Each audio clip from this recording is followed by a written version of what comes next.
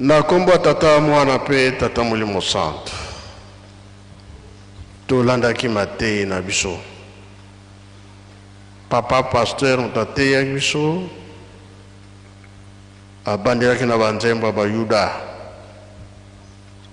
Akena mibeko. Bate ayo ya suka toyokaki tobomba tosale la po mokolo wana tobika. Lelo tozotelemela makambo ya mibeko.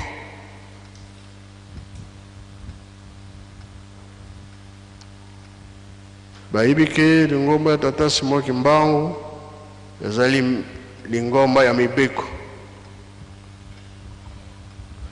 Kamba wango tosimba ngoma kasi. O soki tozali kobebisa bakolo na bino pe salaka pasi. Ba mosusu basana na bango me biso soki tomeki kaka na bino pe yango tuzoteya likambo mabe kontina ezali.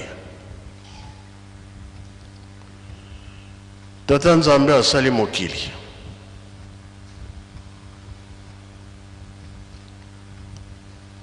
De lundi tina vendredi biloko ye asalaki na maloba. Samedi to mokolo poso nde asalaki biso bato.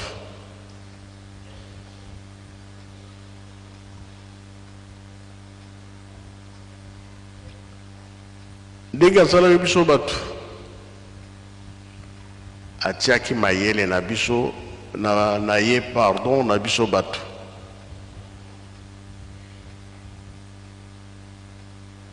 Biloko nyonso bolia oyo wana bolia te elakisi ke mobeko.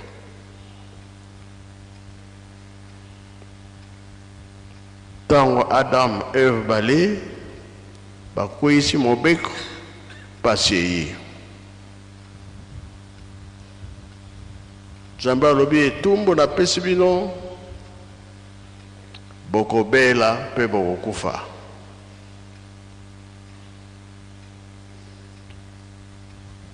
Touta na mabele pe tozongaka na mabele pamba te tobebisaka. Me nkolo Yesu ntango ayaki ayelaki biso lisekwa.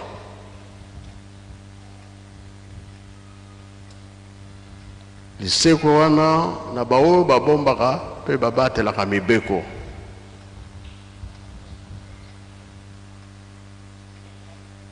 Yango tolobi ke lingomba ya mibeko. Sala bapesi biso ya pasi. Biso batambolisi. Biso bakroyant. So bandimi. Tokangamaka na mibeko. Na oyo nyonso batata batikeli biso toyeba kosalela yango. Bolingo mibeko pe misala. Elakisi ke esimbami na biso bato. Lelo oyo asalaki na maloba.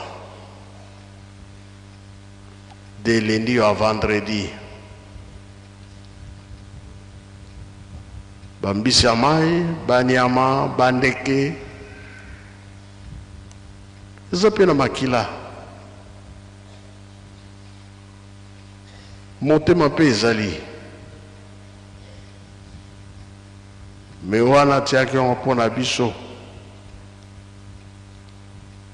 Biso mpe totalaka yango. Me oyo eleki ya yo molimo. Nzambe aza na posa ya molimo na yo. Oyo ya banyama toyebi te na Bible soki balobi nini. Ekendaka wapi? Nakanisi solution komona naka. Eske etangamaka epai ya tata Nzambe? Me mutu atangami ezali yo mutu. Yango tolobi mibeko tosimba ngo makasi. parce que likambo ezali pona biso bato liseko ezali mais soki tobombi mobeko te tobebisi.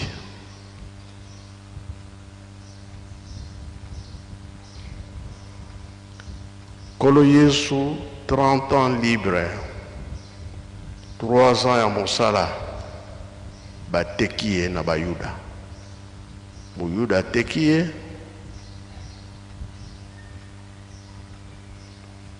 basalaki beko na butu,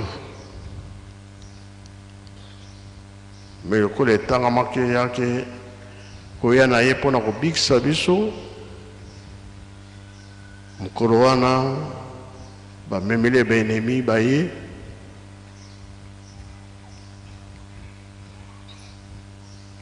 ye mutu kendo kofunda ye alobi ye yo bokanga ye, me nkolo alobi bozoluka nanu bakwei nsima nde amipesaki mpe tolo nde abukaki mobeko zimbeli akati litoi, nkolo azwi litoi azongisi ye alobi bien nayelaki moko na makambo oyo te, zongisa. Bible ezali bana Israel babimi na Egypte na nzela nkolo tata Nzambe apesi bango mibeko oyo totangaka ntongo poko nkolo na mokolo. Soki totali mpe mibeko zomi ya tata Nzambe biso mpe na lingombo tozala mibeko, so tokangami na oyo tosimbi yango ata pasi ya ndenge nini Nzambe akotika biso te. Totali koya ya tata Molimo Santo,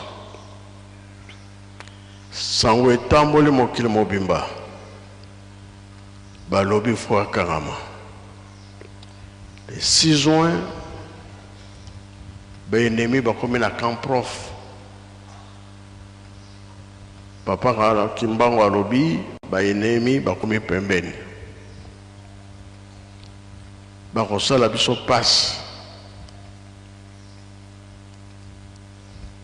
kasi soki oza motema makasi te bima kende na yo, oyo bazali ke bakosupporte bokoki kotikala. Bato babimi oyo batikalaki balobi bakokoka, kasi ntango eyaki bayaki bamenance bandi na ye moko papa Kimbangu te bamama mikala bango nyonso. Tata moko azalaki wana ndeko na ye ya mwasi babeti ye baningisi ye, tata supporte te abambi soda libanga azokaki munduki eye kolela, munduki wana ye koboma mwana na ye azalaki na mokongo mama wana.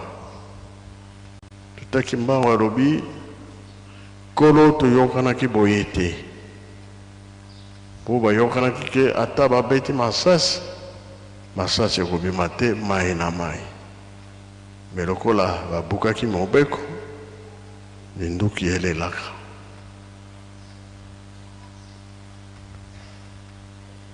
Elakisi ke bakweyisaki mibeko. Ntango na biso mpe balobi na biso tobundaka te toswanaka te, kasi bamosusu mpe bakokaka te, so babeti ye mbata efo azongisa kaka. Yango tolobi ke sika mbala tosimba mibeko mokili ezokotalela biso, makambo ezali koya. Lisumu ya Adam et Eve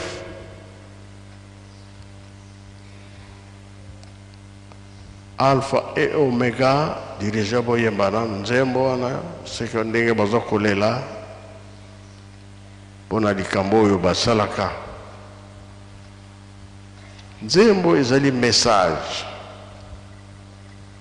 Ntango toza koyemba nzembo tozoyoka Adam et Ève na baza na mpasi. Yango bapapa bamonaki ete tosengela bango molimsi tina tolataki tosalaki babeko Nzambe alimisa bango. Polele makambo eza koya na ndenge oyo batata batikelaki biso. Dirigeant.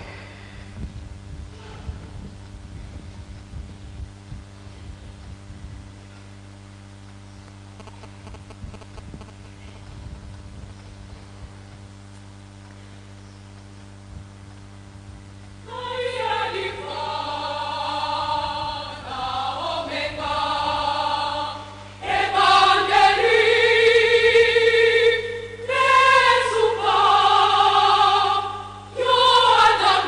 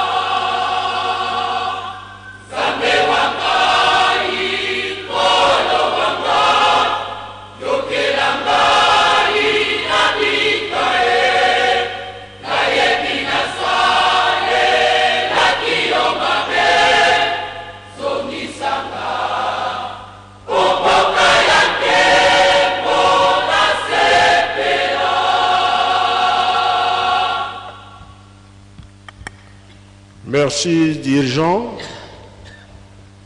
Likambo wana Adam et Eve basalaki babimaki.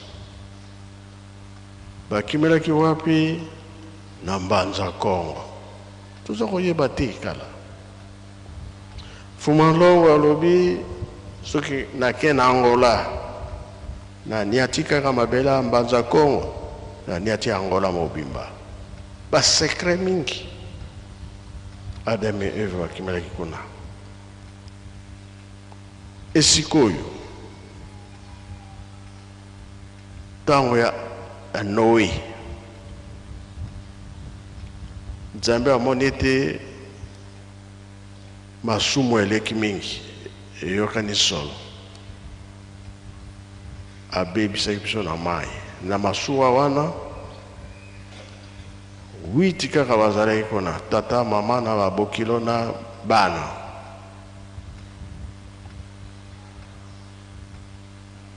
Batindi korobo atala mai soki esili korobo ntango ye kolia kaka misuni ya bato awumeli no atini susu pigeon nde amoni ke namema sini amemaki lititi kolakisa ke mai masili. Tango bakiti monike likambo peut-être makambo isili babotani lisusu Nimrod mukonzi kuna nde balangi nyonso eutaki na biso epanzani mokili mobinga banyonso tolobaka ezala anglais, ezala français, ezala kikongo, lingala nini. Boka mboka bazala balangi na bango eutaki biso kuna na Mbanza Kongo. Biso nyonso touta kuna. Nimrod kasi ye mpe abebisi lisusu Babele akala. Batata balakisi biso ndani abebisaka azaki mpe moto mwindo. Me mayele mabe eutaki komaki kuna mwana liboso Kam moto mwindo. Mwasi oyo abalaki azaki na nyoka na loketo mabe ezongi nango susu ti lelo yango to mabe ezokontinue. Kasi batata babombeli biso te baza kolakisa nyonso soki pasi ezali eutaki na biso kuna saki ya mayele etikalaki kuna fotozonga na kulumbimbi jeteki bino boyembaka nzembo wana ya Mbanza Kongo.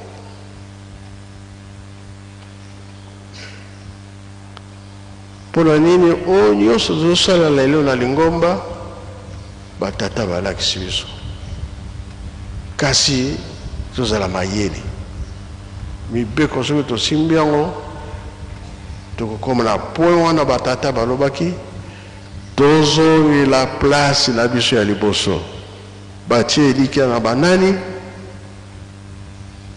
biso bakoya ya tata Simon Kimbangu.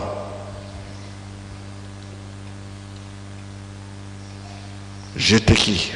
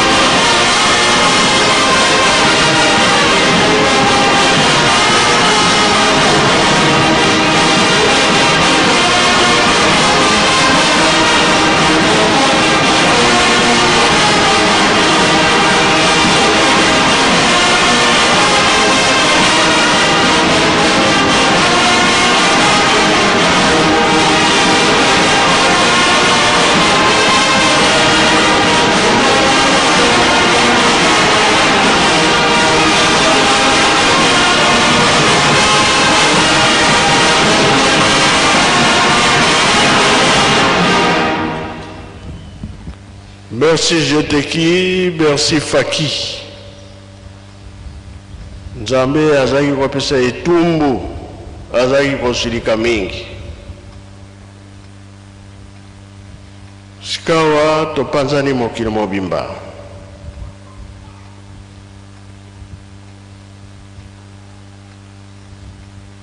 Abraham, tata na ye, tata Tela.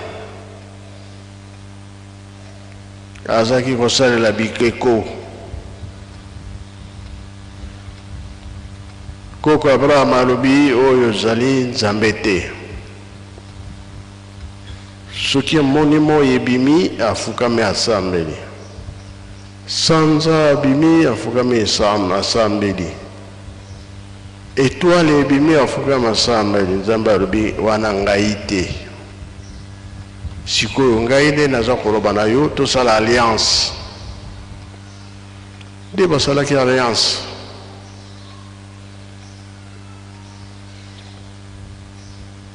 Abraham bayebisi na tata nzambe famille na yo ekokota bowumbu na Egypte mwana te nini te ntango mama Sara ekobota Isaac mwana liboso ya Isaac bazalaki mapasa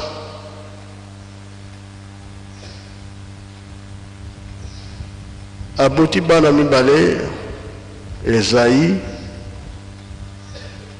na Jacob. Esaïe mutu mwindu, Jacob mundele. Bana Jacob mwana na ya mwana tsukla Joseph nde batekaka nde bakotaki bowumu na Egypte ndenge nzambe alobaki kobima na bango na nzola nde azwaki mibeko te David Salomon kolo Yesu ayekobotama ndenge mfuma longo azaki koloba soki kolo Yesu abotaka mwana atikaki mwana biso nde toza te kasi alobaki ete nsima na ye mosusu akoya nde tata simoki mbango ayaki biso na mangomba ifo tosimba mibeko makasi badesordre oyo ezosalama na lingomba totika okende na Braza pasi kaka okende na Angola pasi kaka okende na Europe koyokana mpenza mingi meme na Afrique sika lingomba ezali makelele na makelele oyo tozosala yango na nko bato ya ndenge wana ndenge mfuma longo alobaki ete mingi bakotaki na lingomba baza ya kodefa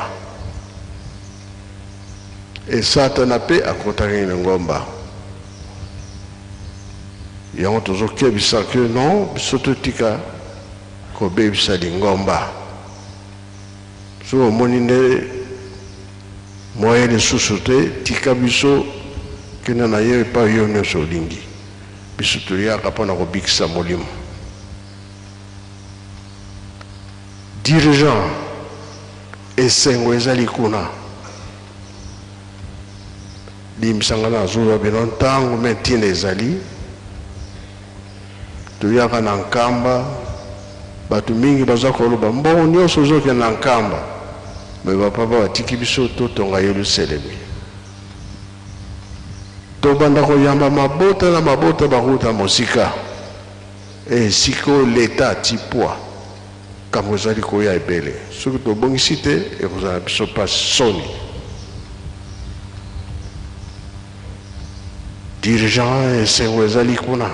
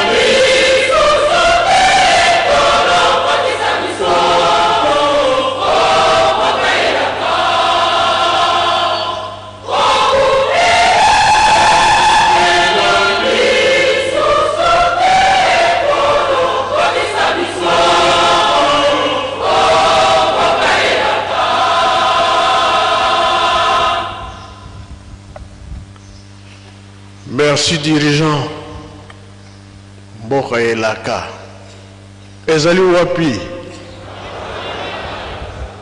la Yerusalem babele ya sika tozali kotonga me bato baza koloba mingi bilaka eza koumela te likambo eza na ntango nango likolo se ekoleka me maloba ya nzambe ekoleka te tozali kokende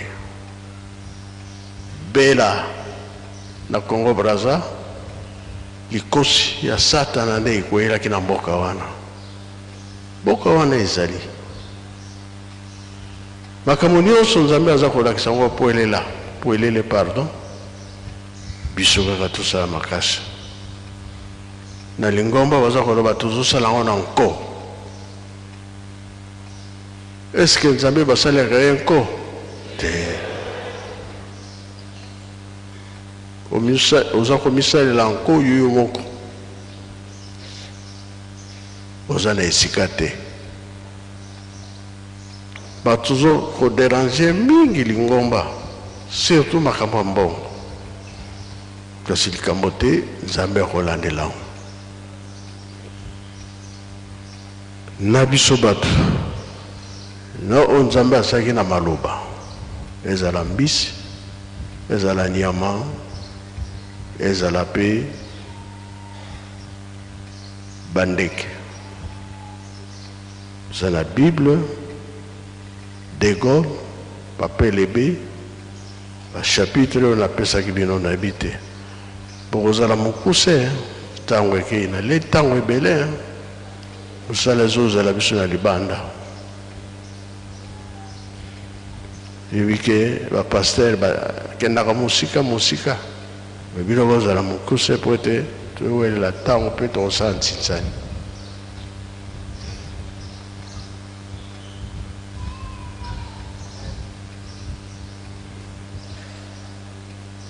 toyebi ke ezosala bato pasi me tobanga te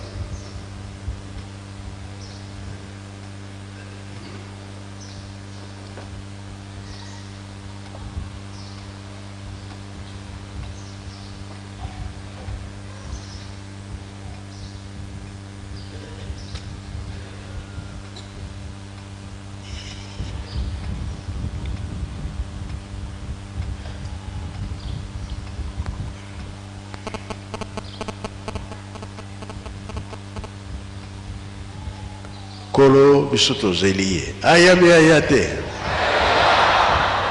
aumela te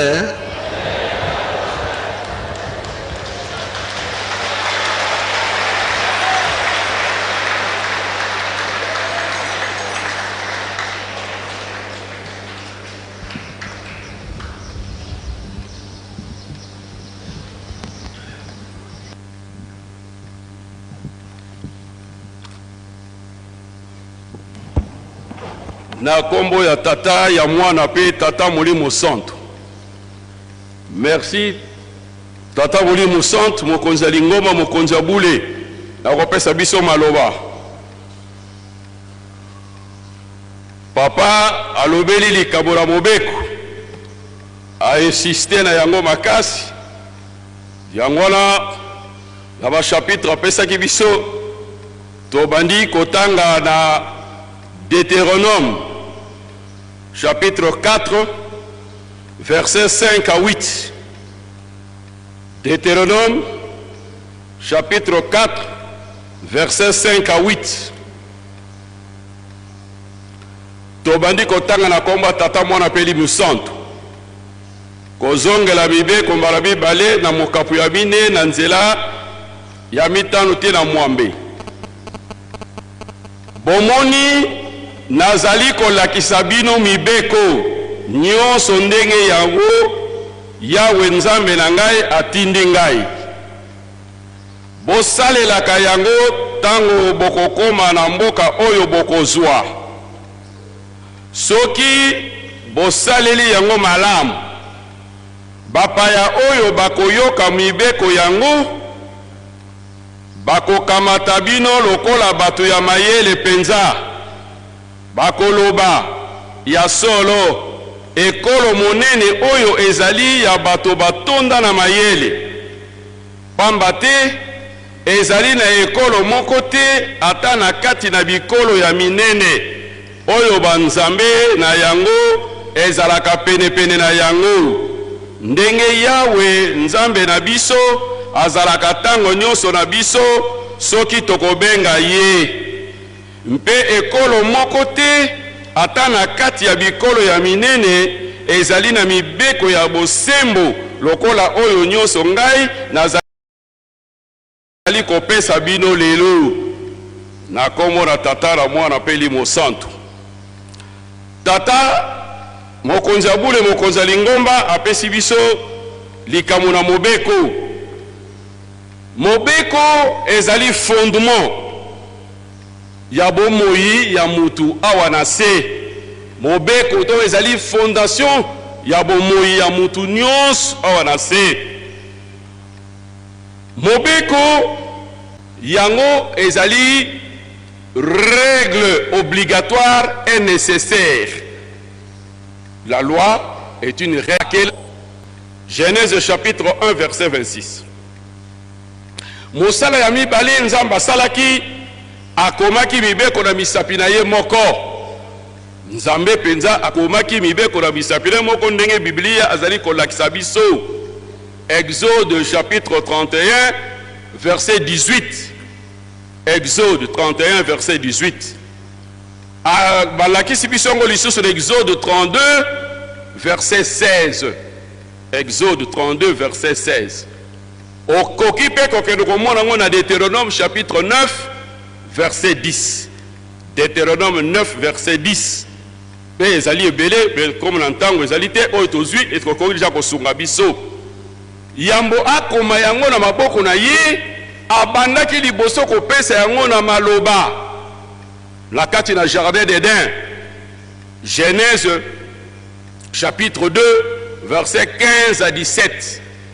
Nzambe tango akelaki Adamu nde tolandi na exposé ya papa mokonzi ya bule atiaki bango na kati na Eden na apesaki bango mobeko bolia banzete nyonso eza na kati na elanga kasi mokolo boko mama nzete oyo boko kufa solo yango tomoni conséquence nango toza nango lelo tozali kokufa kino lelo batata ba mama mobeko ezali mosika na moto te mobeko ezali na ngambo ya ebale te mobeko ezali na kati na mbu to na kati na ebale munene pote toluka nani akomata likolo nani akokita na se na ebale nani akokatisa ebale pote akende na ngambo kuna wakende ozula biso mibeko nzambe apesaka eloko oyo ezali koleka entendement ya mutu te pate nzambe azali bolingo mobeko ezali pene na biso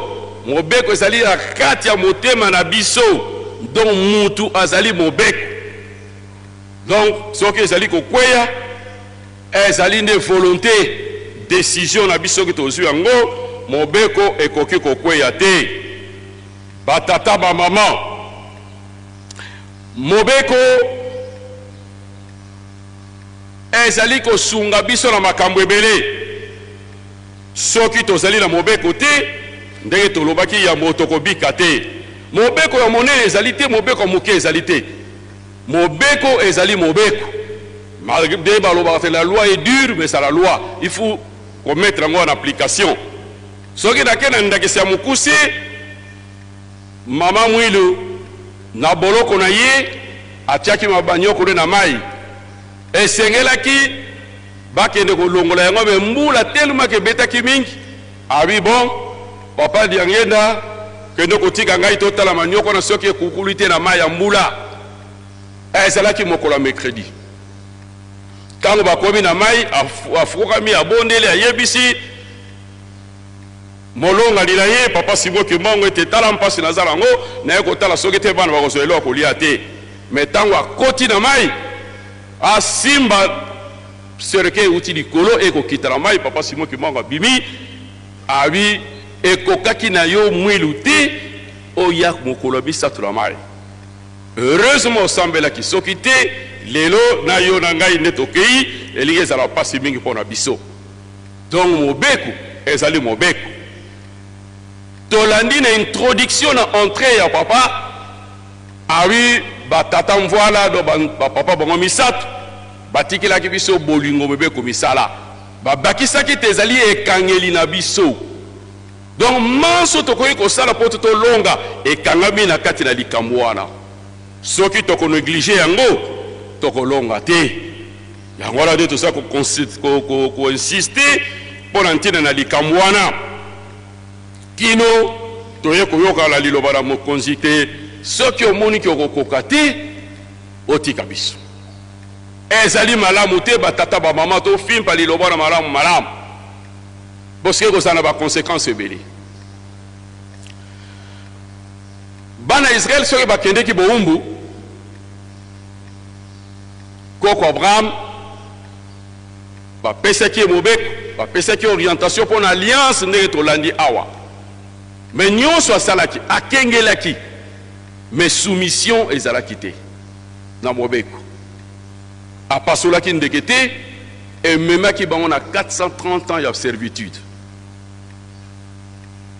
malgré azalaki moninga na ye malgré ezalaki moninga na ye mais bakotaki bowumbu ya 430 ans toyi totangi yango na Genèse chapitre 15 verset 7 à 13 tokomona yango ndenge bayokanaki ndenge atosaki te ndenge bakwendeki bowumbu bana Israel babundi bitumba ya minene bakweyisi Jericho bakoti na kati me ntango bakomi na mboka Ai Josué kutabi basoda bapema na bango bokende kaka balokota mboka boya kozonga kasi bakendeki bakufaki mingi mpo na nini moko na kati na bana Israel akweyisaki mobeko Akan.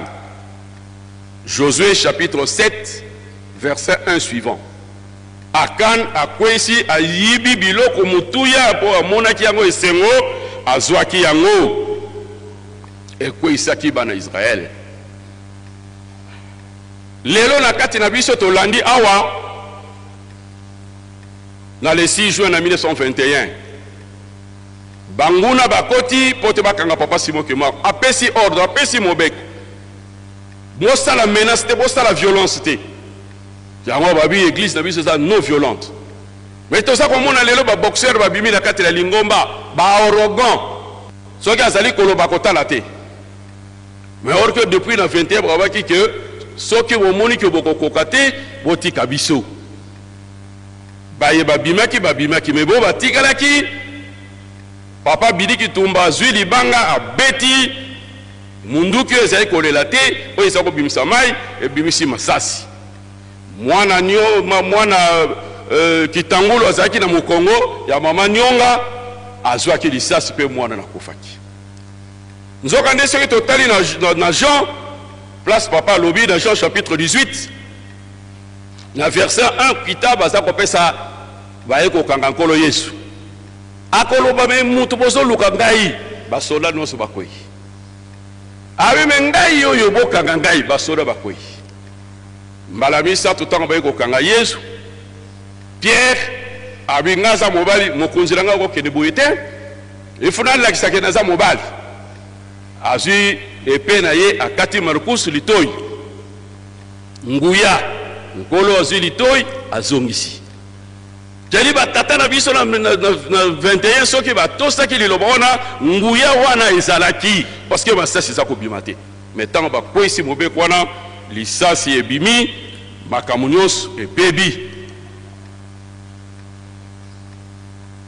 yango wana batata bamama ntango Akani mpe abebisaki bongo sala mpo tozali ebele mutu na kwe na ye na nkuku azali kosala makambo mabe abi nani amoni ngai tozosala makambo na nko ndenge tolandi na mokonzi ya bule me bongo te malgré les 10 commandements tozali konyata tozali kokwesa mokolo na mokolo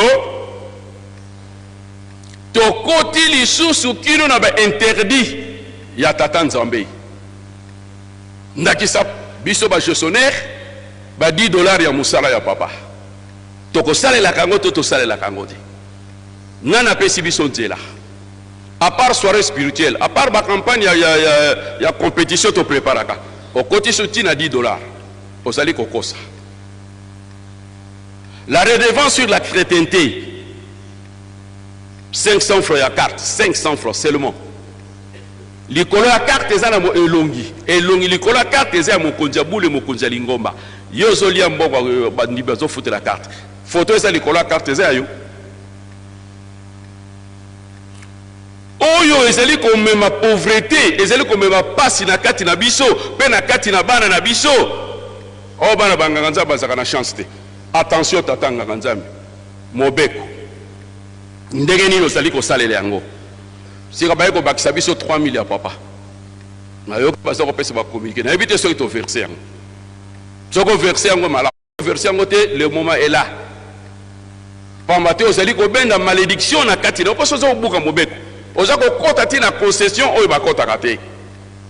Nous avons dit ce qui total na katina mokana na Nzambe. Jean chapitre 2 verset 5. Jean chapitre 2 verset 5. Vous allez pesa biso liloba.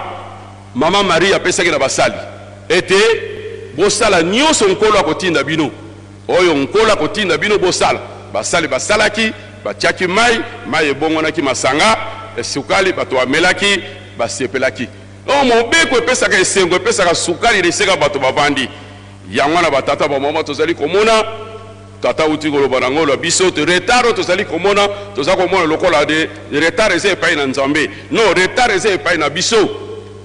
Parce que mbeba tozali ko sala yango ezali ko benga bilaka ezali ko kende milai yango na tosengi na batata biso nyonso ko bongisa to mettre en application surtout la d'or. Matthieu chapitre 7 verset 12. Matthieu 7 12 wa bila biso ko sala moninga te oyo lingi ba sala yote.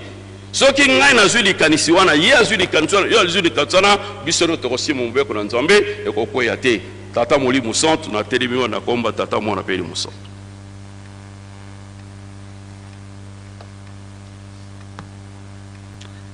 Na komona Nzambe tata mwana tata molio mosantu na kopesa kaka ba chapitre oyo maloba papa pesaki po tosima yango moto azalaka na biteni misato Nzambe asalaki biloko nyonso ti vendredi samedi nde akelaki moto na elilingi na ye moto azalaka na biteni misato c'est-à-dire corps, âme et esprit banyama bazali na esprit te bazali na souffle donc bazana âme bazana corps donc soko bomi nyama oleye c'est pas un problème sauf que lié na makila te ndenge Nzambe a pekisaki après le déluge même moto azali pe na molimo soko yo kufi molimo na yo nde ekozonga epa yango utaki kuna ndoko kena kosambisa te 1 Thessaloniciens chapitre 5 verset 23.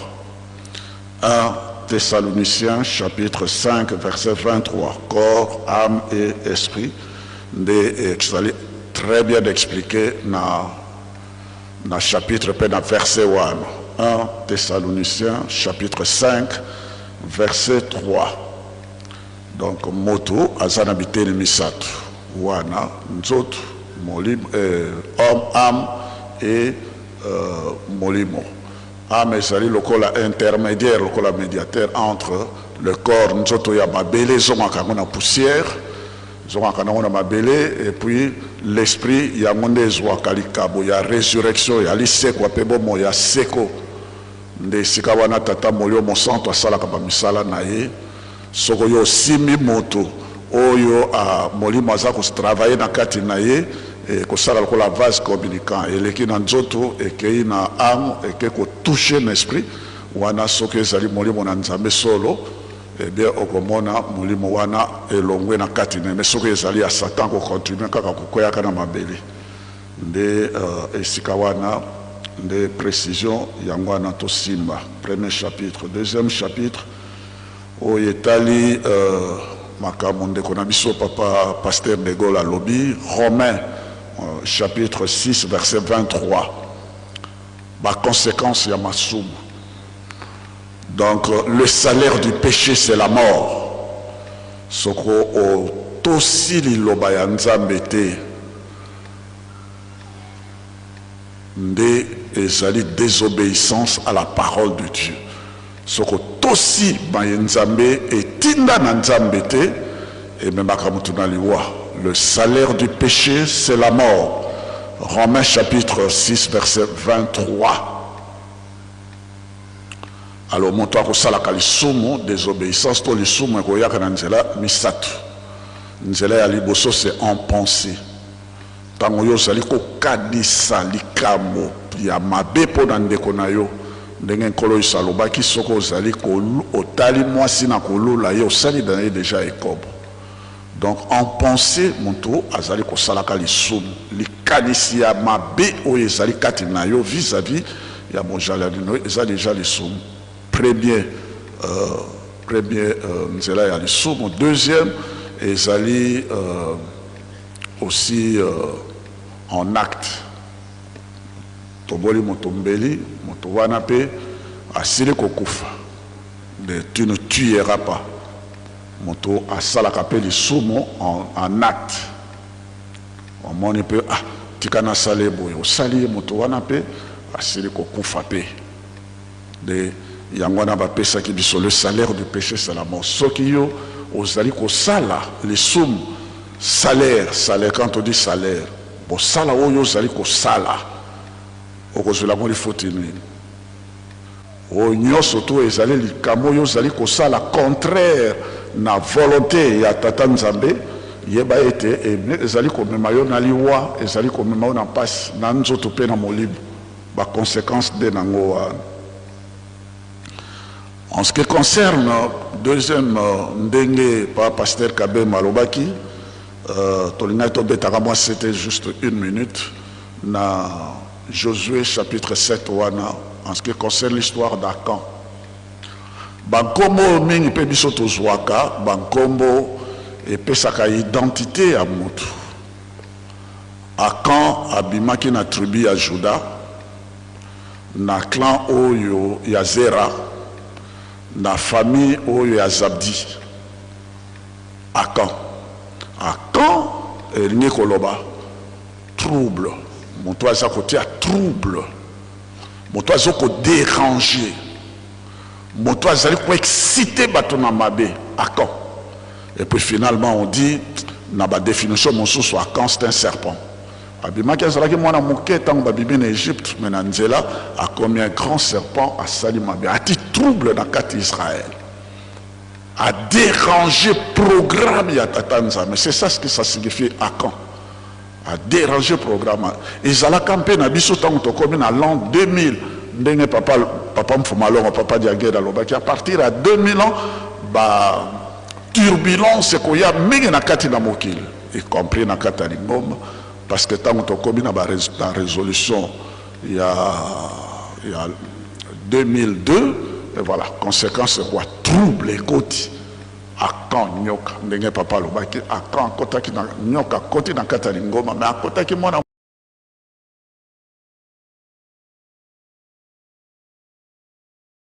ngana kosalela yo pe le retour de la manivelle batata ba maman les sumo eza mabe soki papa za ko beta sete na mibeko c'est que ça il sait pourquoi il dit Dieu sait ce qu'il dit. Finalement, vous savez, c'est la suite. Hein? Absalom, le royaume était dérangé. Mais le coup, la senga qui bolimis, yamana papa mfumalongo, tata mokonzabule, papa siboki mangotianga, tata molio mo centre, très respectueusement, papa. À côté sibiso a zongi sibiso na programme ko senga bolimis papa diange da sala ko supplier biswawa na 9 mois bolongo la ba sapat bolongo la ba mauvais héritage bolongo la ba emballage au lieu to zoa raccourci vite kasi to moni lokola pamba mais maintenant tata mokonza bole a zongeli les sous botubela parce que asa komona yango. Heureusement que David a tout là qui a sévère qui volé, mais c'est pour finalement Nzambe à réhabiliter David. Salomon et Absalom a koufaki. Voilà la conséquence à Massou. Pour terminer, ce qui papa a lobby à Jacob beta c'était alobi pe likambo yango alobi l'état za kotala biso. C'est vrai. Mokili mobimba sika boye bazali kotala et siko bazali koteya mibeko pe bazali kobatela mibeko nde sika Nzambe azali nde sika wana kimia ezali. Soko papa azali koloba, c'est vrai. Il y a 7 ans seulement, Nakenaki, j'étais convié à une réunion à N'Djamena, na Tchad. En N'Djamena, na Tchad. L'Union africaine, soko tata mokonjabula azali koloba likambo, azali komona mokili azali ayebi et donc tokamatango avec toute la gravité. Tout le monde a voulu la tête que ezali kaka exhortation. Non! J'ai vécu ça. Je suis témoin. En N'Djamena au Tchad, Union africaine, chaque pays de l'Afrique, bazalaki kotina représentant ya mangomba ya mboka na bango. Et moi je suis kimbagiste, pasteur kimbagiste. À l'époque j'étais président de la CIME. Je représentais Banganga Nzambe nyonso ya RDC pour le compte de l'Union africaine en N'Djamena au Tchad. Ordre de mission qui a gouvernement, à l'époque c'est le ministre Mova Sakania qui a signé au nom du gouvernement et je suis allé représenter Banganga Nzambe nyonso tout kuna na nani. Maintenant, Union africaine, on était à peu près 43. Dans notre pays, il y avait le professeur Eyalé, c'est un protestant, il est à Longwa qui représentait la CETA. Va poser 3 questions par Bakonzi ya Union africaine. 1. Bino bozali Banganga Nzambe. Boye bisabiso. Tosala nini po makila ezala lisusu te na kati na Afrique. Po makila esopani mingi depuis 1960. Opesa biso réponse. Bino Banganga Nzambe. Bolia, bomela, bolala nesika ya malamu. Mais donnez la réponse. 2. Tosala nini po ete bongo. Parce que balobi makambo bongo malgré l'ingoma mais Nzambe azotala makambo nyonso. Parce qu'en Afrique, ça fait plus de 50 milliards de dollars chaque année qui partent en fumée par cause de la corruption. Mais pour Mbongo et Afrique est servi dans l'Union africaine, tout ça, le développement. Bino Banganga Nzambe, pesa biso, bola kisa biso nzela. 3. Tout ça, la nini pour la makamo yo, il y a un écosystème makamo il y a réchauffement climatique.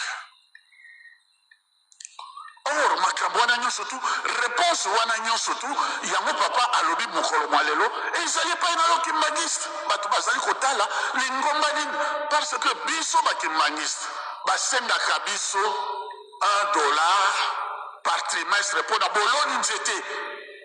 Est-ce que yo pesaka makama boloni nzete?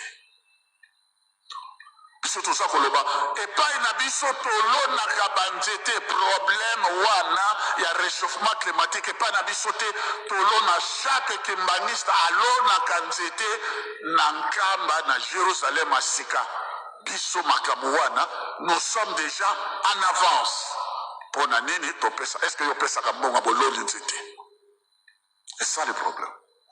Et pas une abisso makambo nyonso tu ndenge papa baba oti ko pamela moyibi et puis qu'on s'allait pas na bisote parce que bakonzi wana nyonso tu finalement batali balobi il faut to la na bakimbangiste pona nini bateya ka mibeko bazali bato na mibeko et donc bazali bato na kimia. Nous devenons un modèle, la locomotive bato nyonso tu baria koza kolanda biso. Motonyo surtout à sa compagnie, motonyo surtout à sa na makam aller chez le kimbangiste. Baza bato kimia, baza bato na mibeko, baza maboko milaite, etc. tout ça. Et voilà. Et toko matin ndenge et komama na yangwana nde inquiétude ya tata mokonjabole azobeta cédé inquiétude ya papa c'est quoi? Et komama na Ésaïe chapitre 20 verset bakobana koloba abatola bakolongola biso na place kimia koute pai na bango bazali bato na mibeko malgré balongwaki na kati na bombo kasi bato wana bato na mibeko bango bato na kimia bato na bolingo na misala c'est très bien tokende epai na bango mais soki bamoni biso lisusu ete tozali kosala le contraire ya bolingo mibeko mpe misala. Esaïe chapitre 20 verset 6 balobi bongo sasa epi tokokena lisusu wapi parce que elika na biso nyonso tu ezalaki nde kuna. Elobami na biso kimbangisme espoir du monde bato baloba te ke awa ezali kuna lisusu boye tokokena lisusu wapi. Yango wana batata bamama éveil à conscience ndenge mokonzi ya buka alobaki doit commencer par nous-mêmes les kimbangistes. Nous devons prendre conscience aujourd'hui ndenge tata mokonzi ya bule alobi na biso nzambe tata molio mosanto alobi na biso nous sommes la dernière ye azali la dernière chance, nous sommes l'espoir du monde. Nalobi na bino makamaji maintenant je ne suis pas allé en détail sinon j'allais mobiliser ce micro et j'allais ayo mokonzambe otali donc espoir na biso mokili mobimba ezotala na biso ezala na Amérique.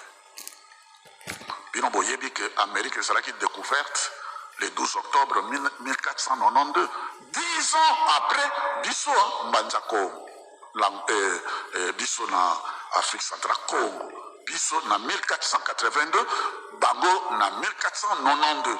Yango yoki Amérique bakoye epai na biso. À l'époque ezalaki ba réforme protestante bazalaki na mibeko makasi. Amérique s'est développée mibeko makasi. Mais tango lingoma mormon badani bazalaki ba mibeko ezalaki batu mokili mobima Occident bakomi na pédophilie bakomi na ba rose croix na ba franc-maçon na ba biloko wana nyonso tu et likambo ezalaki kuna étoile Europe et yawa na Afrique yepai na biso biso nesika boy tuzali nde na makambo nyonso tu na mibeko tobebisa te na nkombo na tata mwana tata molio mosantu toboke na kovanda jeteki nkolo yaka tobenga ya sikoyo entre temps bamuta bazoki na kovanda kopesa biso nzembo ezali message